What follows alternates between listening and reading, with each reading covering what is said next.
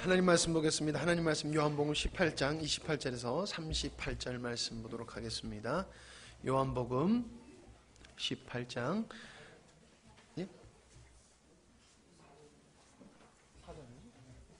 죄송합니다. 4장입니다.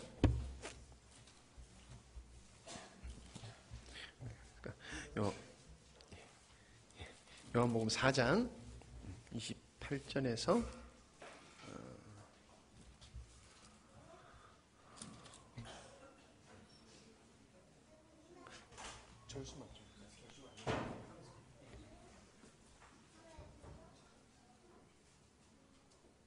요한복음 4장 20절부터 24절 말씀까지 보도록 하겠습니다. 교독하시겠습니다. 우리 조상들은 이 산에서 예배하였는데 당신들이 말은 예배할 곳이 예루살렘에 있다 하더이다.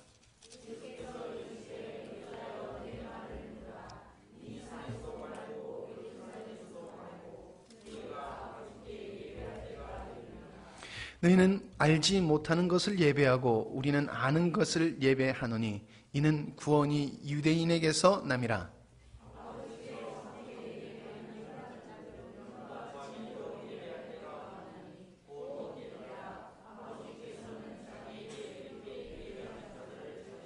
같이 읽겠습니다. 하나님은 영이시니 예배하는 자가 영과 진리로 예배할지니라. 아멘. 예배는 하나님을 사랑하는 행위다, 그런 제목으로 말씀을 드리려고 해요. 요즘 사랑에 관한 말씀을 계속 주님이 은혜 주셔서 나누고 있는데 예배와 하나님 사랑하는 것을 묵상하게 됐어요. 그랬더니 참 제 마음속에 새롭게 예배에 대한 은혜가 임해서 하나님을 사랑하는 행위가 예배다, 이런 관점에서 예배를 생각해 보려고 합니다. 아담이 범죄하기 전의 모습은 그냥 하나님과 친밀한 관계였을 것이다, 저는 그렇게 생각을 합니다. 기록된 것이 없으니까 잘 모르겠지만은 분명한 것은 하나님은 그 에덴의 임재에 계셨고 아담과 하와는 언제나 하나님을 뵐 수 있고 하나님과 교제할 수 있는 그냥 가족이 한 집안에서 살던 것과 같이 영이신 하나님이시지만 육체를 입은 인간이지만 그 하나님과의 아담과의 관계는 아주 친밀한 관계였을 것이다, 저는 그렇게 생각을 합니다. 그런데 아담이 범죄한 후에 아담은 하나님의 얼굴을 볼 수가 없었어요. 죄를 지은 인간은 스스로 하나님, 거룩하신 하나님 앞에 얼굴을 들 수가 없는 거지요. 그래서 그는 하나님을 피해서, 하나님을 도피해서, 어떻게 보면 죄인된 아담은 거룩하신 하나님을 기피하는 거지요. 기피하는 거예요. 거절하고 기피하고 회피하면서 하나님께 등 돌리고 숲에 숨어 있게 되어지는 모습을 보게 됩니다. 이 모습이 결국 하나님과의 관계의 단절을 의미하는 거지요. 죄라고 하는 것이 바로 그겁니다. 사망이라고 하는 것이 바로 하나님과의 관계가 원수된 관계에 있는 것이, 그게 죄된 관계고 사망에 처하여 있는 삶이다, 우리는 그렇게 이해할 수가 있습니다.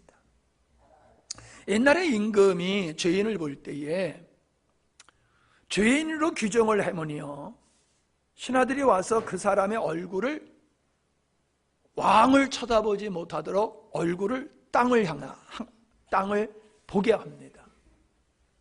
그 정도가 아니라 영원히 왕의 얼굴을 보지 못하게 한다라고 하면은 그 사람을 사형을 시키게 되어져요. 하나님의 얼굴을 뵌다라고 하는 것은 하나님의 만남을 전제로 하는 거지요. 우리의 삶의 가장 축복된 삶은 하나님의 얼굴을 뵙고 하나님과의 친밀한 교제를 갖는 거죠. 사실 하나님은 영이시기 때문에 우리와 같은 얼굴을 가지고 계시다고 말하면 좀 곤란하지요.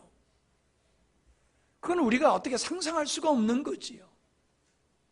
하나님은 영이시기 때문에 우리와 같은 어떤 육신의 형체를 가지신 분이 아니잖아요.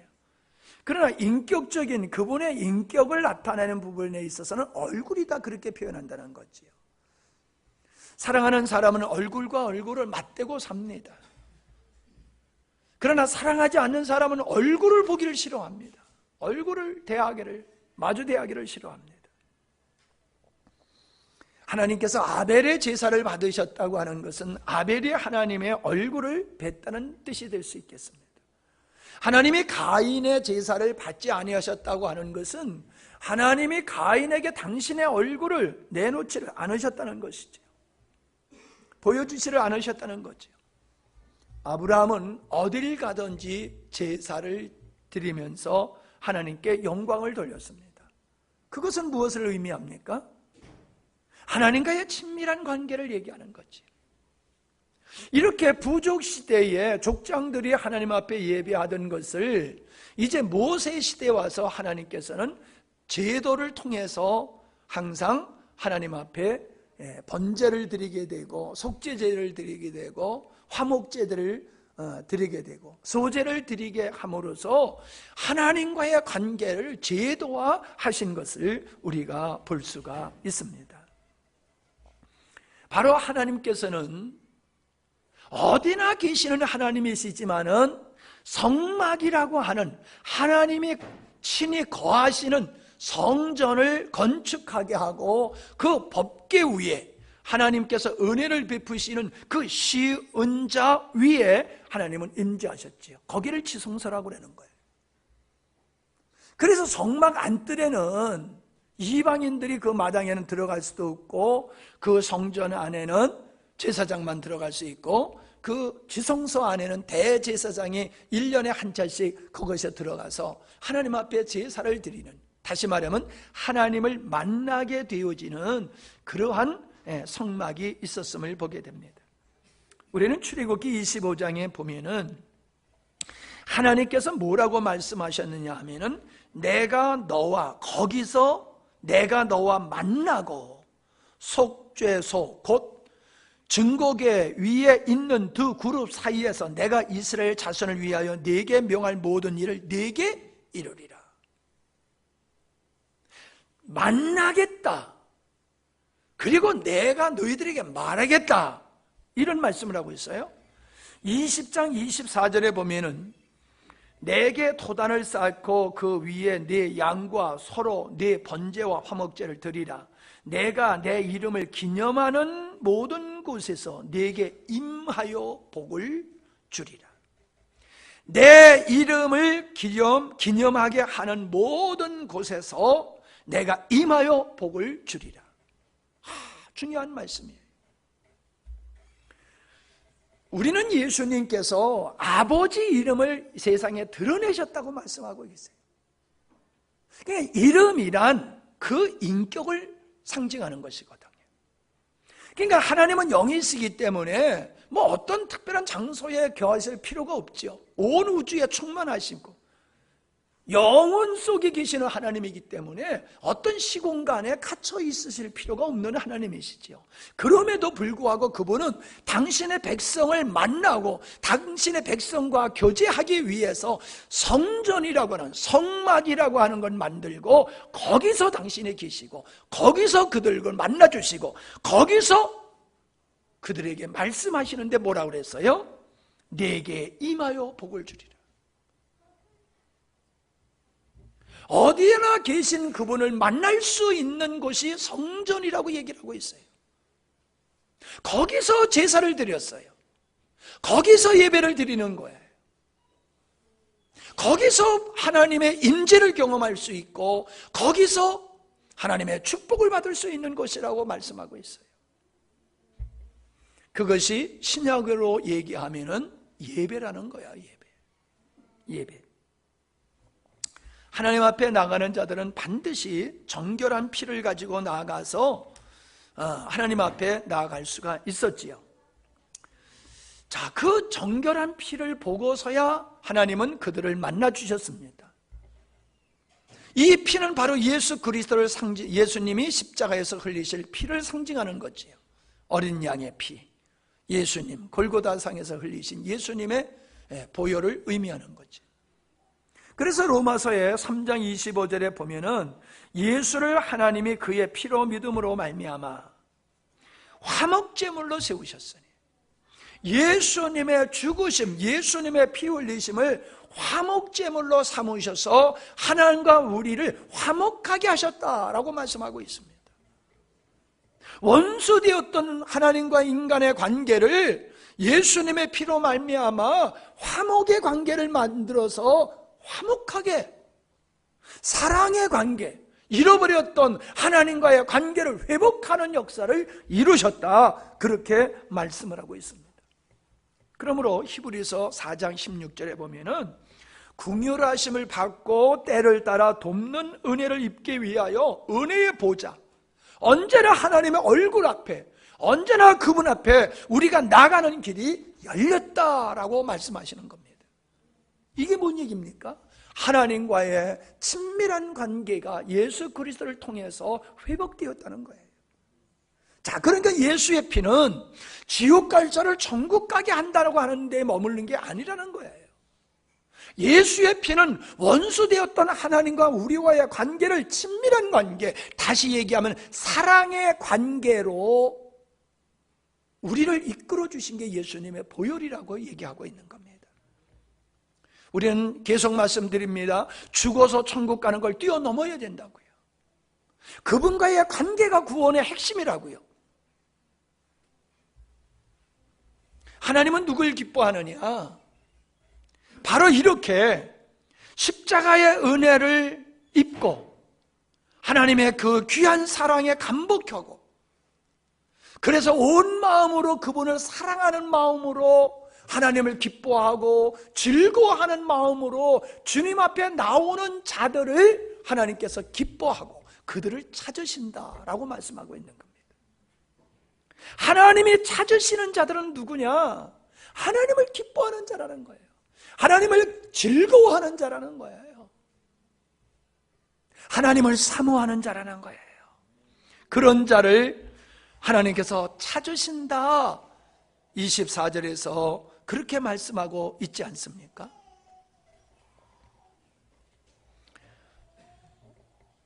우리는 로마서에서 하나님 앞에 산 제물로 우리의 자신을 드려야 된다라는 말씀을 볼 수가 있죠. 12장에서 너희 몸을 거룩한 산 제사로 드리라. 이게 뭡니까? 우리의 삶이 하나님을 예배하는 삶이 되어야 된다는 걸 얘기하고 있는 거예요.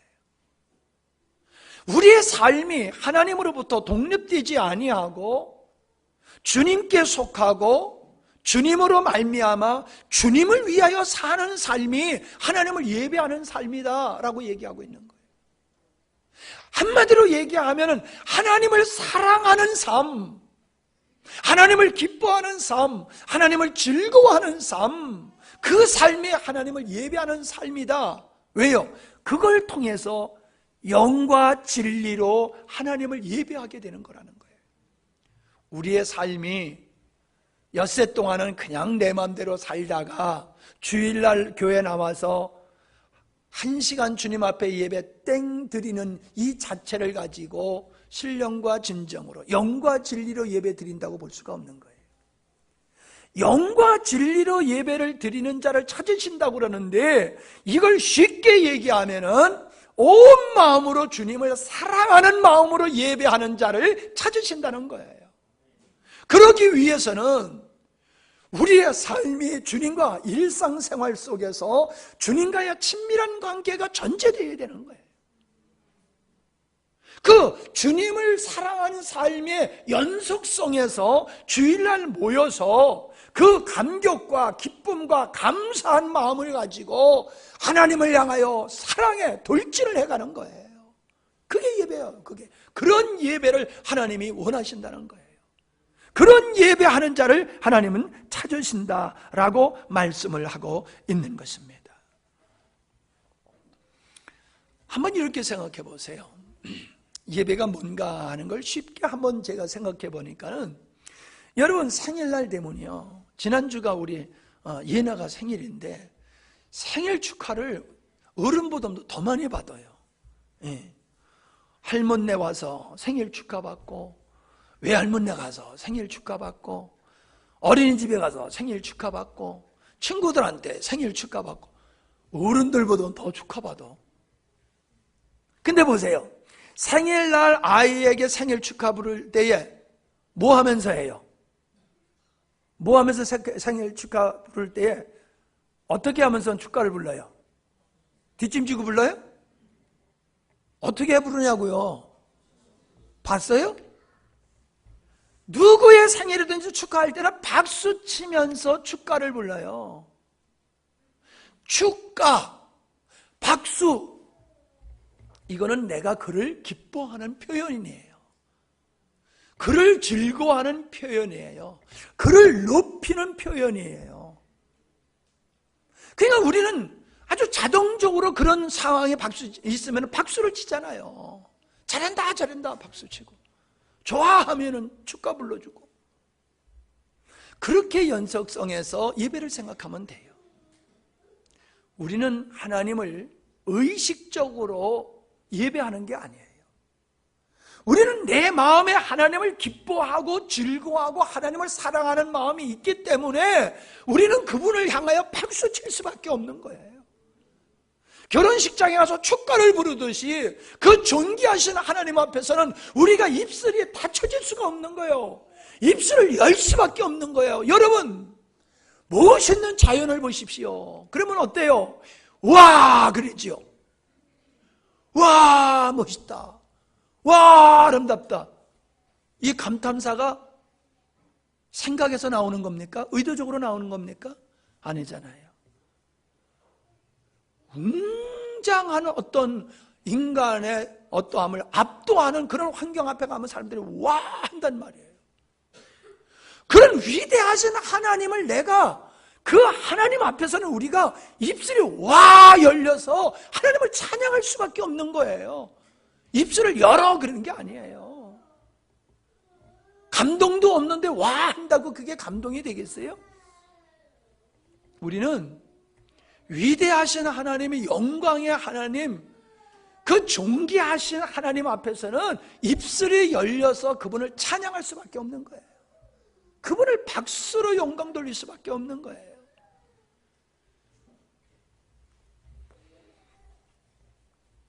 이사야 시대의 백성들은 수많은 제사를 드렸지만은 하나님이 그들의 제사를 인정하지 아니하고 받지를 않으셨지요. 왜요? 하나님 사랑하는 마음이 없이 예배를 드렸다는 거예요. 하나님이 원하는 것은 그들의 사랑이지 의식이 아니라는 거예요. 그러니까 이 예배라고 하는 것은 그릇과 같아요. 그릇. 어떤 물건을 나르기 위해서는 그릇이 있어야 되잖아요. 뭘 담으려고 하면 그릇이 있어야 된단 말이에요. 자, 여러분의 마음에 생각이 있어요. 그거를 뭘로 표현합니까? 말로 표현하지요. 언어로 표현해요. 우리는 언어로. 내 마음에 있는 걸 언어로 표현한단 말이에요. 언어로 표현하지 못하면 우리 마음속에 있는 게 표현될 수가 없어요. 내 마음을. 마찬가지예요. 우리가 하나님을 사랑하는데 그분 영이시란 말이에요. 그렇기 때문에 그 영이신 하나님을 예배하는, 기뻐하고 즐거워하는 우리의 마음을 어떻게 우리가 그분을 기쁘게 할 수 있고 어떻게 할 수 있냐 말이에요. 뭐 그분이 영이신데 잡수실 게 있습니까? 내가 선물을 드린다고 그분이 그걸 좋아하실 수 있습니까? 도무지 영이시기 때문에 우리가 세상 것, 물질을 가지고 우리가 그분을 기쁘시게 할 게 없어요.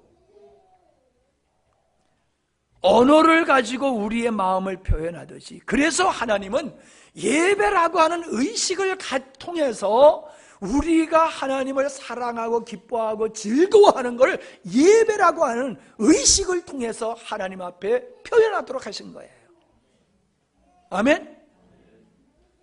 그러니까 이 예배가 얼마나 중요한 것이냐라고 하는 것을 우리가 알 수 있지요. 예배를 의식으로만 생각을 하면은 큰 오산입니다. 그냥 의식으로 예배를 드리면은 하나님이 기뻐할 거라고 하는 것, 이거 문제입니다. 우리는 특별히 이제 목사님들이 모이면은 어떤 행사에 앞서서 먼저 일부 예배를 드립니다. 일부 예배는 그냥 형식적인 예배가 되고 2부의 어떠함이 그게 본질이 되어지는 경우가 많아요. 그래서 빨리 예배 드리자고, 빨리 기도하자고, 그러니까 그냥 빨리 순서에 의해서 의식으로 끝내자는 거예요. 그건 잘못된 것이에요. 우리가 주님을 만나고 주님을 만나지 못함이 예배의 성공과 실패의 원인이 된다는 거예요. 우리가 예배를 드리는 데에 그 예배에 우리 자신이 준비된 하나님을 기뻐하고 즐거워하고 사랑하는 이 마음을 가지고 우리가 예배를 드려야 되는데, 이런 마음 없이 예배를 드리면요 주님을 만날 수가 없어요. 예배 시간에 하나님의 임재를 경험할 수가 없는 거예요. 여러분, 예배의 주인공인 하나님이 임재가 없다라고 하면은 생일잔치, 생일 축하합니다 하는데 사람이 없는 거하고 똑같은 거예요. 옛날에는 돌아가신 분 한갑 차려드렸어요. 돌아가신 분을 한갑 차려드렸다고요. 그 자리가 신바람 나는 자리일까요?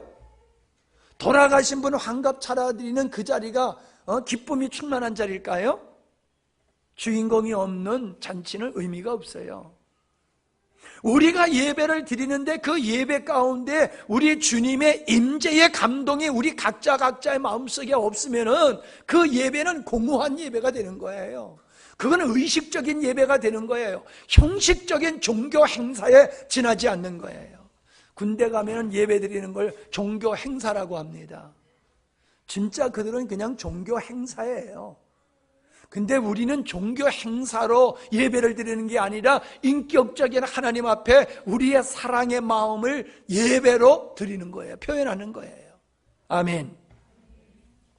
그래서 우리의 삶이 성공해야지, 주님과의 관계가 아름다워야지 주님의 임재가 있고 하나님을 만나는 예배가 가능한 거예요. 주님을 만나는 예배를 우리가 드리게 되어지면은 예배가 성공하고 그 예배의 성공은 우리의 인생의 성공으로 이어지게 되어 있어요. 예배가 실패하면요 우리의 삶이 실패하게 되어 있어요. 예배가 성공해야지 우리의 삶이 주께 속한 아름다운 삶이 될 수가 있다라고 하는 겁니다. 그래서 예배, 하나님과 우리와의 만남의 고리는 예배다. 예배가 성공하면은 주님과의 친밀함이 성공적이고, 예배가 실패하면 주님과의 관계가 파국에 이르게 되는 것이다 라고 하는 겁니다. 제가 목회를 하면서 경험한 게 그거예요. 예배를 소중히 여기고 예배에 목숨 거는 사람은 신앙이 잘 큽니다. 그런데 예배를 소홀히 여기는 사람은 신앙에 뿌리가 없어요. 뿌리가 없어요. 그래서 편안할 때는 믿음이 있는 사람 같은데 환난과 핍박이 오게 되어지면 다 무너지는 것을 저는 보고 있습니다. 여러분도 관심 있게 보면은 보입니다. 예배를 통하여 주님과의 관계가 실제적으로 성립이 되어지고 더 깊어진다는 거예요. 그런 예배 시간을 실패하면 주님과 우리와의 관계가 점점 소홀해지고 멀어지게 되어 있어요. 그러면은 나무에 물이 들어가지 아니하면 나무가 메말라 죽듯이 그러한 하나님의 은혜가 임하지 않는, 예배를 통하여 하나님의 은혜를 입지 못하는 영혼들은 영혼이 패리해져 가고 믿음에 자랄 수가 없게 되어 있는 겁니다.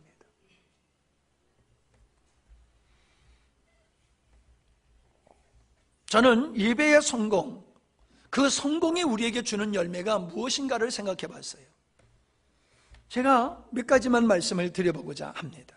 첫째는 회개의 역사가 일어납니다. 말씀을 통해서 회개의 역사가 일어나기도 합니다만은 말씀이 없어도 그냥 주님 임재를 예배 속에서 주님의 임재가 내 안에 경험되어지게 되어지면요, 나의 잘못된 것들이 드러나게 되어 있어요. 누가 지적하는 게 아니라 내 영이 그걸 감지하게 되어 있어요. 내 영이 그걸 감지하게 되어 있어요. 하나님의 임재 앞에서 나의 숨겨진 죄와 잘못된 것들이 발각되게 되어 있어요. 그래서 주님의 임재가 충만한 예배를 통해서는 회개의 역사가 일어나게 되어 있는 겁니다. 밝은 빛 앞에서 나의 허물이 드러나는 것이 당연한 거예요. 당연한 거예요. 우리 서재하고 그 침실이 서양으로 돼 있어가지고 저녁 때가 되어지면 햇살이 쫙 들어와 가지고요, 그 방 안을 환하게 밝히는데, 뭐 어찌하다가 보면요, 먼지가 몸에서 먼지가 얼마나 많이 나오는지 몰라요. 이렇게 두들겨 보면 먼지가 풀풀 나와. 이부자리를 한번 흔들어 보면 그냥 먼지 구데기야. 숨을 못 쉬겠어요. 먼지를 보고는 숨을 못 쉬겠어요. 근데 먼지가 안 보일 때는 아무렇지도 않게 숨을 쉬어요. 먼지가 보이니까 숨을 못 쉬겠어요. 숨을 참고 있다가 그냥 바깥으로 뛰어나 버렸어요. 그런 거예요. 하나님의 임재 앞에서는 그냥 내가 내 죄를 알아요. 네가 네 죄를 알렸다. 아멘? 네가 네 죄를 알게 돼요. 내가 내 죄를 알게 돼요. 주님의 임재 앞에서는. 그러니까 하나님 앞에서는 다 나는 죄인입니다, 그렇게 되지, 하나님 앞에서 다른 사람을 정죄하는 사람은 주님의 임재 가운데 있는 사람이 아니에요. 어디서든지 하나님의 임재 가운데 있는 사람은 겸손할 수밖에 없어요. 왜? 자기의 연약함과 죄가 드러나니까는 부끄러워서 감히 다른 사람의 허물을 말할 수가 없어. 나는 더 추한 죄인인데, 나는 더 악한 죄인인데, 감히 나 같은 사람이 어찌 다른 사람의 허물을 말할 수 있어? 말을 못해요. 그런데 교회에서 항상 남의 말을 하기를 좋아하는 사람이 있어요. 비판하기를 좋아하는 사람이 있어요. 이런 사람은 똑똑해서가 아니에요. 하나님의 임재 가운데 있지 아니하니까는 자기의 모습은 보이지 아니하고 남의 허물만 보이는 거야. 남의 허물만. 여러분, 은혜의 사람은 다른 사람의 허물을 보고 자기의 허물을 깨달아요. 다른 사람의 넘어짐을 보면서 내가 넘어질까 봐 두려워 떨게 돼 있는 게 하나님의 임재 가운데 있는 사람이에요. 아멘? 예수 믿는 사람의 목소리가 커지면 안 돼요. 예수 믿는 사람의 목소리가 커지는 것은 하나님의 은혜 입은 자의 모습이 아니라는 거예요. 두 번째로는 치유의 역사가 일어나요. 하나님을 만나면요, 내 마음속에 죄덩어리도 타지고 내 마음속에 섭섭함도 사라지고 내 마음속에 있는 상처, 누구한테 받은 상처, 부모한테 받은 상처, 가족, 친구, 하여간에 내가 누구를 통해서 받았던 상처도요, 하나님의 임재, 그 하나님의 사랑 앞에서는요, 이게 다 녹아지고 다 태워지고 다 사라지게 돼 있어요. 용서의 역사가 일어나고요, 치유의 역사가 일어나는 거예요. 여러분의 마음속에 해결하지 못하는 어떠한 앙금을 가지고 여러분이 있다라고 하면은 이건 여러분이 너무나 놀라운 사랑, 주님의 사랑을 경험하지 못하기 때문이에요. 여러분, 탕감의 비유가 있잖아요.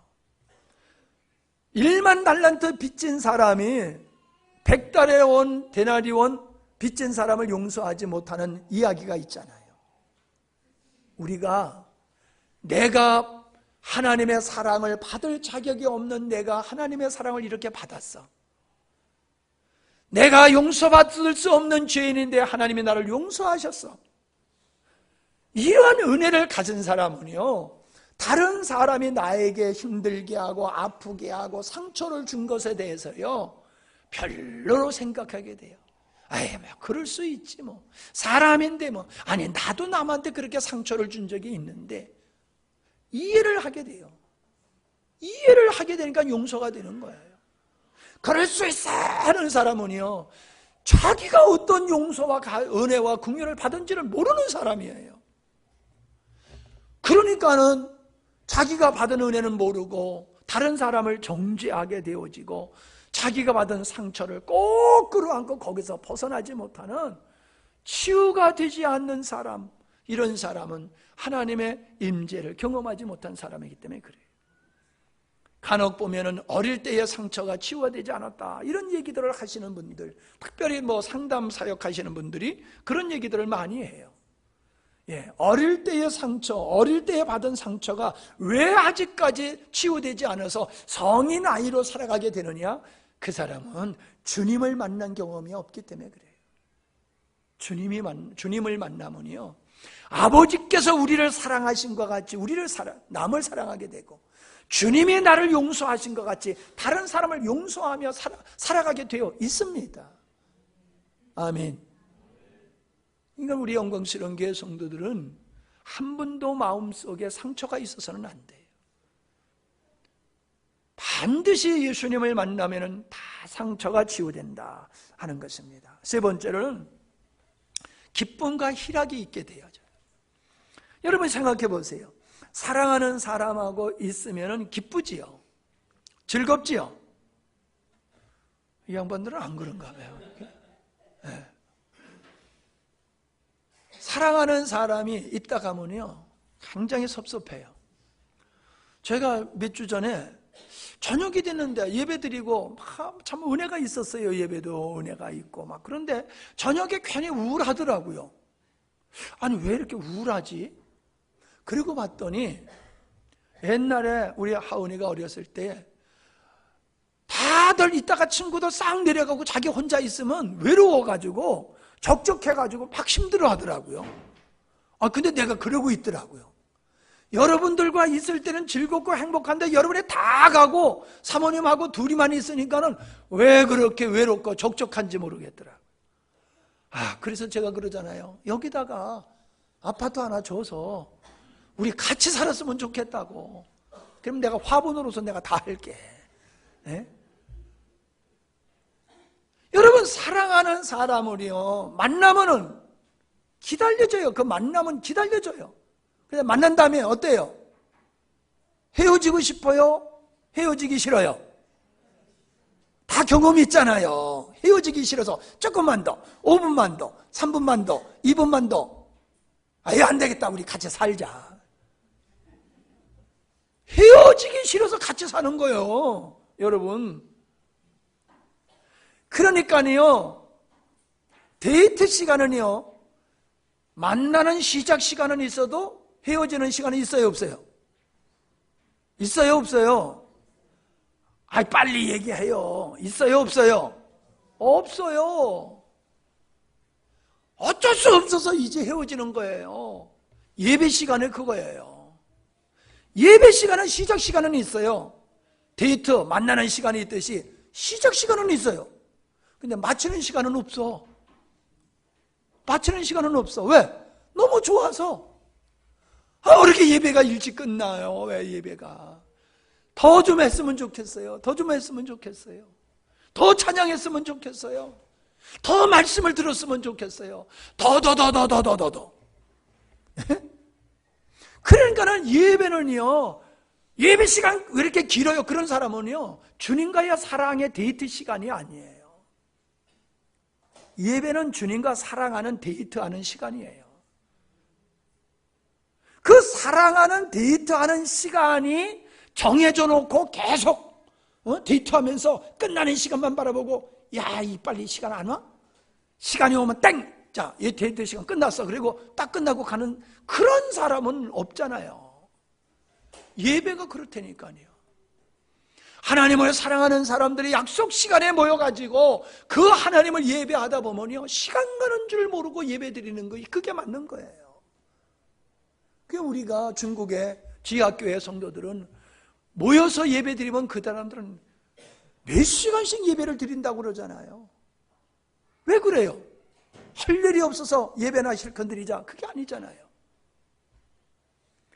주님을 사랑하는 마음이 있기 때문에 주님을 예배하는 시간이 너무너무 귀하고 자기에게 행복하기 때문에 그렇게 할 수밖에 없는 것이다 라고 하는 겁니다. 우리는 데이트할 때는 벙어리같이 데이트하지 않아요. 반드시 고백해요. 아, 보고 싶었어. 사랑해. 난 네가 좋아. 난 너 없이 못 살아. 뭐 그런 대화를 하잖아요. 고백을 하잖아요. 고백. 사랑한다는 고백을 하잖아요. 여러분, 우리가 이 예배 속에 하나님을 사랑하는다는 고백이 없이 예배 드리는 거는요, 가인의 제사와 같은 거예요. 내가 하나님을 사랑하고 기뻐하고 즐거움이 없이 예배를 드리고 그 하나님을 향하여 마음 영혼 깊은 곳에서 사랑한다는 고백도 없이 예배를 드리고 그냥 졸다가만 간다라고 하면은 그건 가인의 예배가 된다니까요.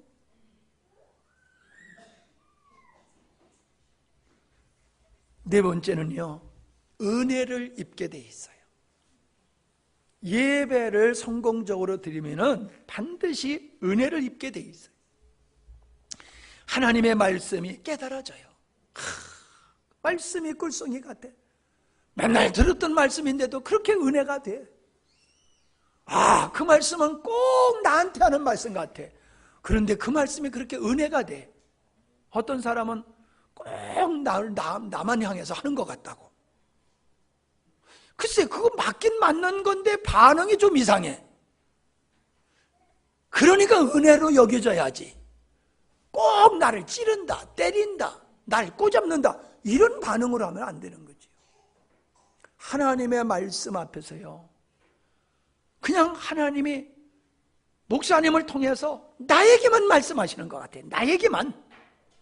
그게 주님의 임재 가운데 있는 사람은 그런 느낌이 와요. 아, 주님은 오늘 예배, 이번 집회에 나를 위해서, 이번 집회는 나를 위해서 예배하셨고 이번의 말씀은 나를 위해서 하나님께서 목사님을 보내시고 목사님을 세우셨구나. 이게 은혜를 입는 거예요. 아멘? 그런 은혜가 누구에게 임하느냐? 하나님을 기뻐하고 즐거워하고 하나님을 사랑하는 그런 사람에게 그런 은혜가 임하는 거예요. 치유의 역사, 아까도 얘기했지요. 치유의 역사가 말씀을 듣다가 마음의 치유, 육체의 치유도 일어나는 겁니다. 귀신 들렸던 사람들이 귀신의 어거로부터 자유케 되어오는 역사가 일어납니다. 은사가 임하기도 합니다. 하나님의 지혜가 임하기도 합니다. 하나님의 놀라운 역사가 예배 가운데서 일어나는 거예요. 찬양 가운데서, 기도 가운데서 말씀을 듣다가 우리들이 은혜를 입게 돼요. 그러니까는 얼굴이 달덩어리 같이 되는 거예요. 어저께도 울산에서 한 권사님이 오셨다가 하셨어요. 힘들고 어려운 모습으로 오셨다가 가실 때는 얼마나 밝은 모습으로 가는지 몰라요. 또 올게요. 자주 올게요. 자주 올게요. 그렇게 오라고 그래도 잘 안 오더니 이번에는 와가지고 은혜를 입고는 자주 오겠다. 자주 오겠다. 그러면서 가시더라고요. 우리가 주님을 만나면은 은혜를 받게 되어 있어요. 은혜를. 어떤 은혜든지 은혜를 받게 되어 있어요. 그러니까 예배가 즐겁고 예배가 행복한 거예요. 사랑하는 사람을 만나는 시간이 얼마나 우리에게 기쁨을 줍니까? 얼마나 우리에게 많은 은혜를 입힙니까? 그래서 우리는 예배 드릴 때는 어떤 마음으로 예배를 드려야 되냐 하면은 구하고 두드리고 찾는 마음으로 예배를 드려야 돼요. 사슴이 시냇말을 찾듯이 하나님을, 그 하나님 자신을 내가 찾고 구하고 두드리는 마음으로, 하나님을 갈망하는 마음으로 예배를 드려야 돼요. 뭐라고 그러셨습니까? 목숨을 다하여 하나님을 사랑하라고 그랬잖아요. 그러니까 예배를 드릴 때는 어떤 마음으로 드려야 되느냐? 따라하십시다. 목숨 걸고 예배 드려야 된다. 예, 목숨을 다하여 하나님을 사랑하라고 했기 때문에 예배는 목숨을 다하여 예배를 드리는 거예요. 아멘? 어떤 사람은요, 예배 시간에, 말씀 시간에만 들어와. 그 전에는 그냥 대충 게으름 피다가 그 시간에 들어와. 여러분, 예배는 어떤 시간은 중요하고 어떤 시간은 중요하지 않는 게 아니에요. 예배 전체가 우리에게 중요한 줄로 믿습니다.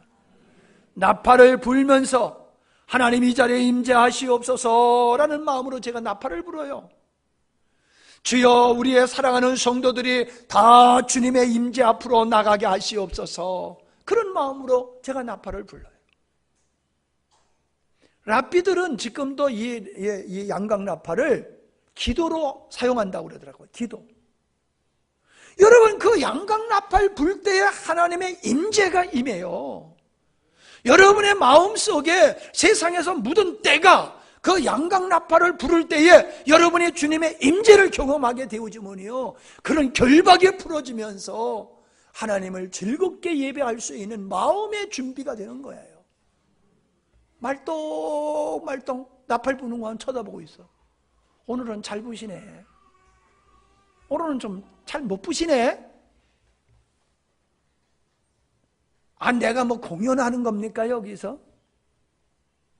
여러분이 나팔을 불기 전에 주님을 향한 사모한 마음으로 앉아 있다가 나팔이 빡 불 때에 이스라엘 백성들이 하나님의 임재 안에 있었던 걸 상상을 하면서, 주님, 이 예배 가운데 임재하시옵소서. 제가 주님 앞에 나갑니다. 저를 만지시고 저를 치료하시고 하나님 영광 받으시고 저를 축복하시옵소서. 그런 마음으로, 갈망한 마음으로 들어가야 되는데 5분 늦게 10분 늦게 오는 사람은 그 은혜 시간에 참여를 못하잖아요. 우리는 하나님을 찾고 하나님을 구하고 하나님을 두드리는 갈망을 가지고 예배에 참석해야 될 줄 믿습니다. 찬양은 하나님을 높이는 거예요. 하나님을 향한 사랑의 고백이 찬양 속에 있는 거예요. 오늘도 찬양이 얼마나 은혜가 되는지 몰라. 얼마나 은혜가 되는지 몰라. 예배 전에 음악이 나오는데 그 찬양이 얼마나 은혜가 되는지 휘파람으로 제가 그 찬양과 함께 있다가 예배가 시작이 됐어요. 기도는 주님과의 대화입니다. 대화가 없는 데이트는 없어요. 헌금은 뭐예요? 헌신이에요. 헌신. 내 마음과 몸과 나의 삶을 예물로 하나님 앞에 드리는 거예요. 우리가 가장 사랑하는 게 돈이에요. 그렇기 때문에 우리가 나를 드릴 수 있는 사람이 헌금을 할 수 있는 거예요. 나를 하나님께 못 드리는 사람은 헌금을 할 수가 없어요. 여러분이 경제적으로 넉넉하지 않잖아요. 그런데도 여러분은 힘써 하나님 앞에 헌금을 하고 계세요. 왜요? 주를 향한 사랑하는 마음이 여러분의 마음속에 있기 때문에, 나는 주의 것입니다라고 하는 나 자신을 주님께 드림이 있기 때문에 헌금을 할 수가 있는 거예요. 사람들은 복 받으려고 헌금하는데 그건 공돈 날아가는 거예요. 복 받으려고 헌금할 사람은 하지 마세요. 하나님을 사랑하는 고백으로 헌금을 하셔야지, 액땜하는 식으로, 절에 가서 시주하는 식으로. 누가 그러더라고요. 그만 얘기하자, 그거는. 자, 하나님의 말씀이 왜 중요합니까? 주님은 지금도 우리를 향하여 말씀하세요. 우리가 주님의 음성을 듣지 아니하고 나 홀로 독백으로 하면은 그건 아름다운 데이트가 아니에요. 나의 선한 목자 되시는 분이 나를 인도하십니다. 나를 인도하시는 그분이 내게 말씀을 하세요. 나의 생각을 곤치시고 나의 마음을 치료하시고 내가 갈 길을 인도하시는 우리 주님은 말씀 속에서 역사하시는 거예요. 그러니까 여러분이 말씀을 통하여 은혜를 입으셔야 돼요. 말씀을 통하여 축복을 받으셔야 됩니다. 여러분, 솔직히 목사님의 말씀 준비하는 열심만큼만 여러분이 말씀에 대한 목마름이 있으면요, 은혜 못 받을 사람 없어요. 목사님의 말씀을 전하는 거 쉬울 것 같지요?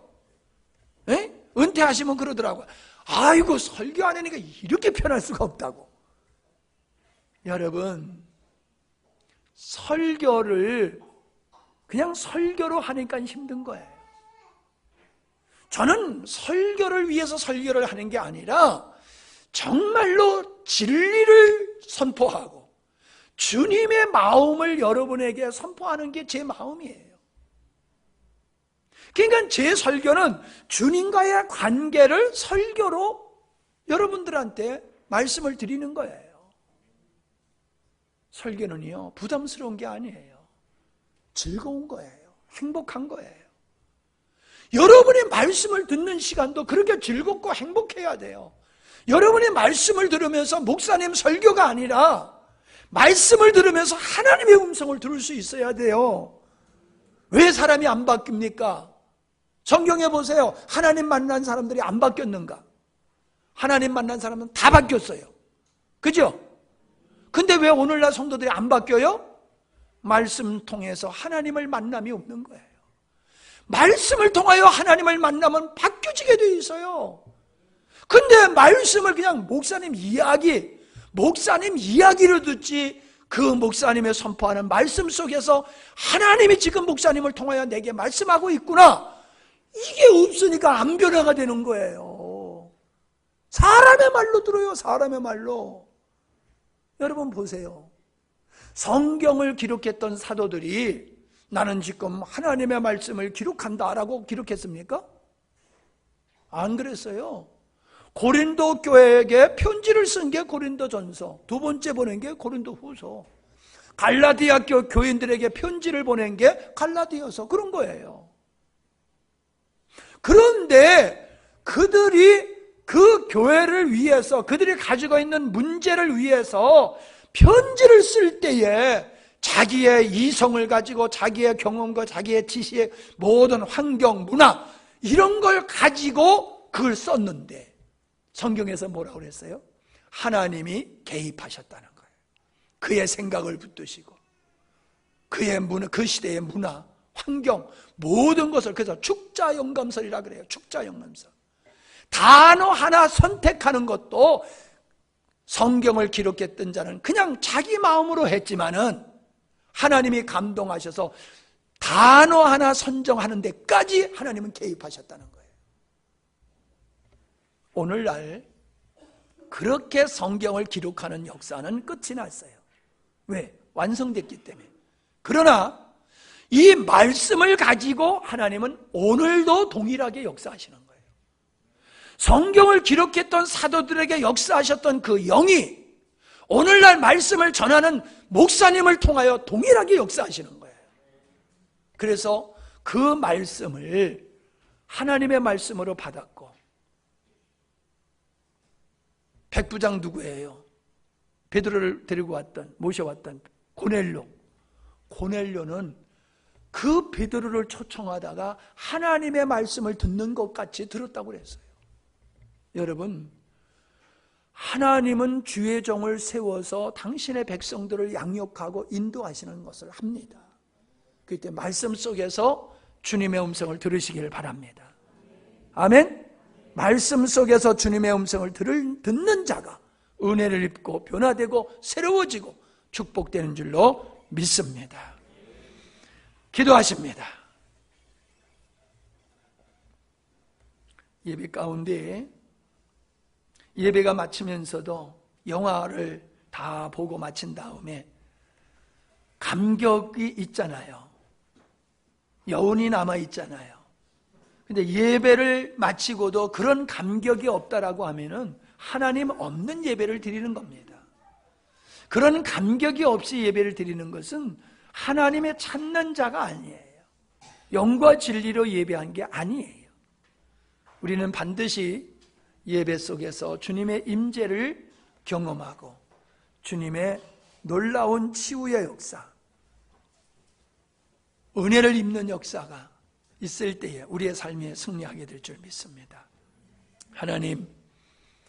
하나님을 사랑하는 고백으로 예배케 하시고 하나님의 영광을 받으시는 방법으로 예배케 하신 주님, 예배는 그냥 의식으로 우리의 의무를 감당하는 것이 아니라 하나님을 진정으로 사랑하는 마음을 예배를 통하여 하나님 앞에 올려드리는 것임을 살펴보았습니다. 이제 우리가 하나님이 찾으시는 그런 예배자로서 기도와 찬양과 말씀 속에서 우리가 드려지는 예물 속에서 진정한 사랑의 고백과 주님의 임재가 경험되어지는 놀라운 역사가 있게 하여 주시옵소서. 이것에 대한 목마름이 있으므로 우리의 예배가 성공되게 하시고 성공된 예배를 통하여 하나님의 은혜를 입고 우리의 삶이 보다도 충만한 가운데 나갈 수 있도록 은혜의 은혜를 덧입혀 주옵소서. 감사드립니다. 예수님의 이름으로 기도하옵나이다. 아멘.